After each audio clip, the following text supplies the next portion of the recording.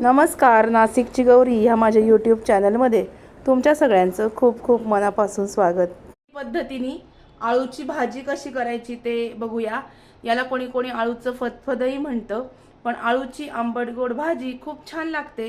कशी करायची ते दाखवते तुम्हाला आज। चला, आता मी इथे कढई ठेवलेली आहे गॅसवर। आता आपण याच्यामध्ये तेल घालूया।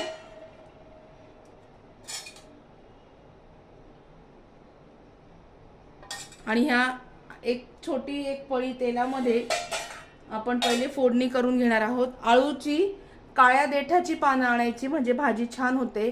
वड्या करताना सुद्धा आळूची काळ्या देठाची पानं आणायची म्हणजे वड्या खाजरत नाही, म्हणजे खाजत नाही। काय की आळूची वडी खाल्ली की घशात खाज आल्यासारखं वाटतं, तर त्याने होत नाही। आळू हे छान चिरून घेतलेलं आहे। ह्या दांड्यांची अशी सालं काढायची। हे बघा, हे असं काळं साल असतं, हे साल असं काढून टाकायचं आणि हे आळू असं छान याच्या दांड्या ज्या आहेत ह्या चिरून घ्यायच्या। अशी आळूची पानं आणि खालच्या दांड्यांची सालं काढून आळू चिरून घेतलेले। आता काय करायचं, आता आपण फोडणी करून घेऊया।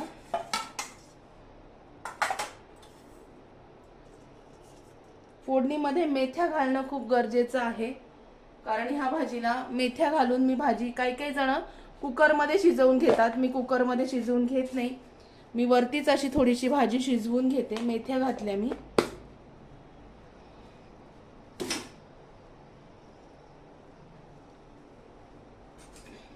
हिंग घालायचा, हिंग, हळद, आणि या थोड्याशा तेलावरती ही भाजी छान शिजवून घ्यायची।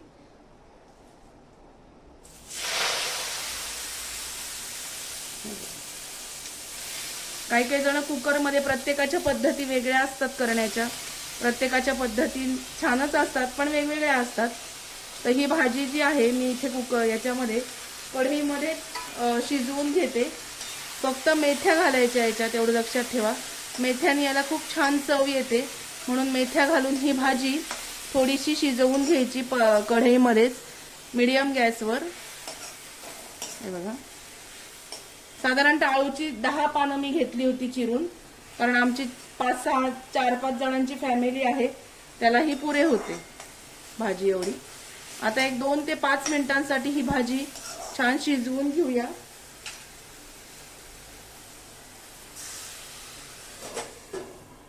आणि मग काय करायचं ते तुम्हाला सांगते। जवळजवळ 1 तास आधी हरभऱ्याची मूठभर डाळ भिजत घालायची, तासभर आधी चिंच भिजत घालायची। दाणे लागणार आहेत आपल्याला फोडणीला, आणि खोबरं लागणार आहे। खोबरं मला आवडत नाही म्हणून ह्या भाजीला मी खोबरं घालणार नाहीये, नाहीतर खोबरं या भाजीला घालतात। चला, आता ही भाजी 2 मिनिटात शिजेल आणि मग बोलते तुमच्याशी काय करायचं। झाकण काढलंय मी, भाजी अजून शिजलेली नाहीये, थोडीशी शिजवून घ्यायची। 5 मिनिटं ते 6 मिनिटांमध्ये ही भाजी तेलावर मी शिजवून घेते आधी।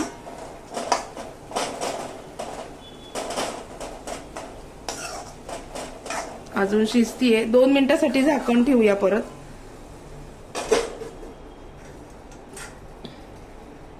भाजी शिजलीये का बघूया आपण।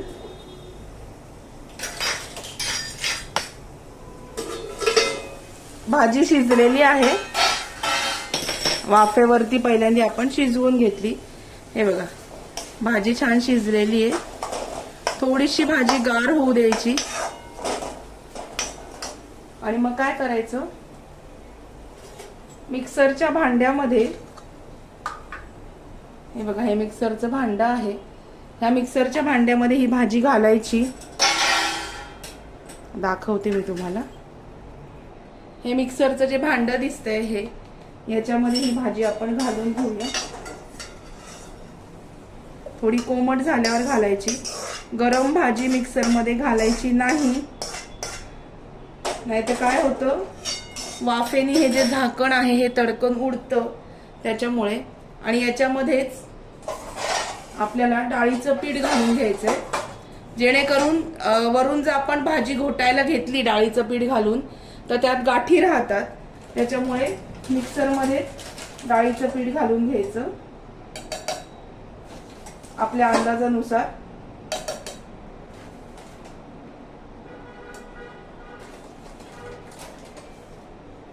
साधारणतः 4 चमचे डाळीचं पीठ मी घातलेलं आहे याच्यामध्ये आणि हे आपण आता वाटून घेऊ. अरे सॉरी काय धक्का नको देऊ बेटा.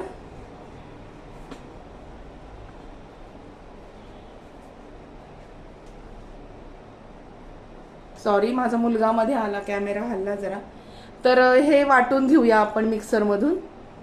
डाळीचं पीठ मी याच्यामध्ये घातलेलं आहे, हे वाटून घेऊया. बारीक लावून घेतलेलं आहे हे बघा. मिक्सर मधून हे वाटून घ्यायचं आणि मग आता मी याच्यामध्ये ते परत शिजवून घेणार आहे. हे एवढं घट्ट नाहीये, याच्यामध्ये पाणी घालून घेते. ह्या भाजीमध्ये मी पाणी घालून घेतलंय हे बघा. गॅस मीडियम करायचा आणि मिक्सर मधून भाजी आणि डाळीचं पीठ एकाच वेळेस आपण काढलं तर आपल्या भाजीमध्ये कुठल्याच प्रकारच्या गठळ्या राहत नाही, लम्प्स राहत नाही. आता हे घातल्यानंतर आपण जी चिंच भिजवलेली आहे ती चिंच कोळून घ्यायची म्हणजे त्या चिंचेचं सगळं अर्क काढून घ्यायचा, पिळून घ्यायची. अशी कोळणं म्हणतात त्याला. ही अशी कोळून घ्यायची, कारण आळूच्या भाजीला चिंच लागतेच लागते. चिंचेशिवाय आळूची भाजी होत नाही.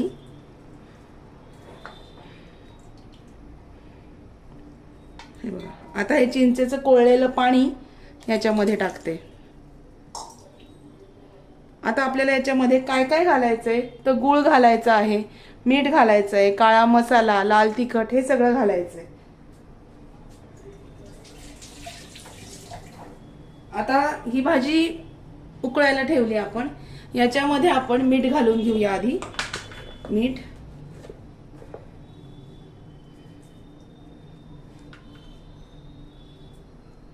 घातलं. मीठ घातल्यानंतर आपल्याला याच्यामध्ये घालणार आहोत काळा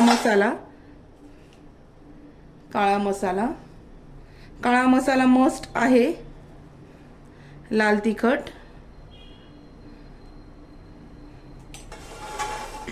हे घालून घ्यायचं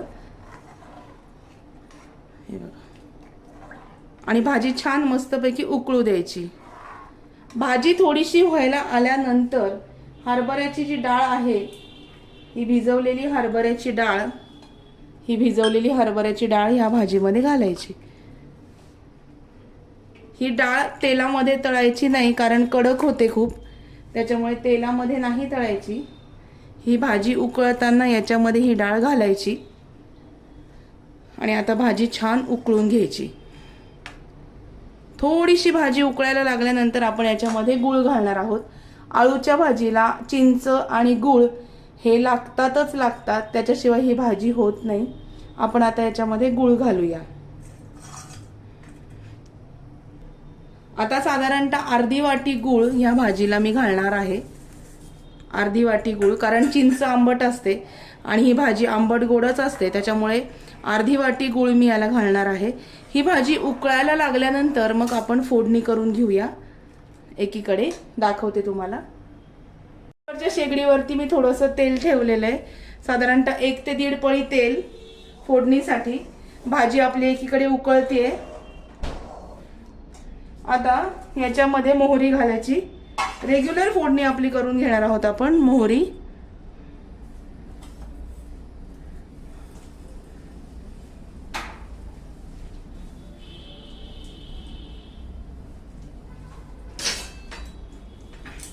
हिरव्या मिरचीचे तुकडे याच्यामध्ये घालायचे. हिरव्या मिरचीचे 2 हिरव्या मिरच्या घालायच्या, कारण आपण याच्यामध्ये ऑलरेडी लाल तिखट आणि काळा मसाला घातलेला आहे म्हणून. या भाजीमध्ये कोणी कोणी मुळ्याचे तुकडे सुद्धा घालतं, पण मी काही ते घालत नाही. भाजी त्याच्याने उग्र होते म्हणून मला नाही आवडत. आता प्रत्येकाची पद्धत वेगळी असते. हिंग घालायचा.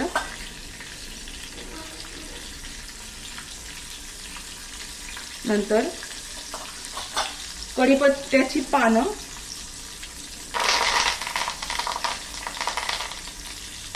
माझे मिस्टर म्हणाले घाल थोडेसे खोबरं, म्हणून खोबरं आणि थोडेसे दाणे याच्यामध्ये घालायचे. आणि हे छान हलवून घ्यायचं। ही फोडणी आहे आपली। हळद घालायची अजून याच्यात, हळद छान हलवून घ्यायचं। आळूच्या भाजीला स्पेशल असा छान स्वाद येण्यासाठी फोडणी जेव्हा आपली तयार होईल तेव्हा त्याच्यामध्ये 2 चमचे साखर घालायची असते, हे लक्षात ठेवा। ही भाजी पुणेरी पद्धतीने, ब्राह्मणी पद्धतीने मी तुम्हाला दाखवते। तर ही जी भाजी आहे याच्यामध्ये 2 चमचे साखर घालूया।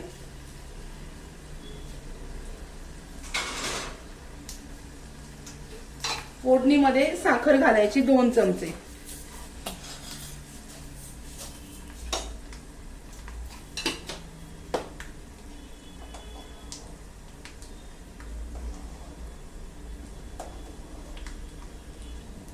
फोडणी मी छान हलवून घेते। खोबरं पण छान आपलं झालेलं आहे तळून, आणि दाणे पण छान भाजले गेलेले आहेत, तळले गेलेले आहेत। या स्टेजला आल्यावर अर्धा चमचा तिखट ह्या भाजीमध्ये घालायचं, म्हणजे आपल्या भाजीला रंग चांगला येतो। ह्या काही थोड्या थोड्या टिप्स आहेत, ह्या लक्षात असू द्या। भाजी बघूया कशी शिजती येते। आपली भाजी छान आता उकळायला लागली। भाजी उकळायला लागल्यानंतर कढीपत्त्याच्या पानाची कच्ची, म्हणजे फोडणीत न घालता कच्चा कढीपत्त्याची काडी याच्यामध्ये घालायची, त्याचा एक स्वाद वेगळाच असतो।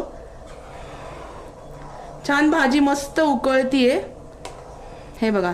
ह्या कन्सिस्टन्सीला भाजी पाहिजे, खूप जास्त घट्ट पण नको, खूप जास्त पातळही नको। आता आपण ही जी फोडणी आहे ही या भाजीवरती टाकूया, खमंग अशी फोडणी भाजीवर टाकूया।